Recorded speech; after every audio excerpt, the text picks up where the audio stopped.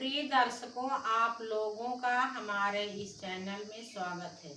कृपया इस चैनल को लाइक, share, subscribe अवश्य करें। धन्यवाद। हथेली है लोटवा बगल में दावे धोतिया के न चले सागरे नहाई हो माँ। हथेली है लोटवा बगल में दावे धोतिया के न चले सागरे नहाई हो माँ।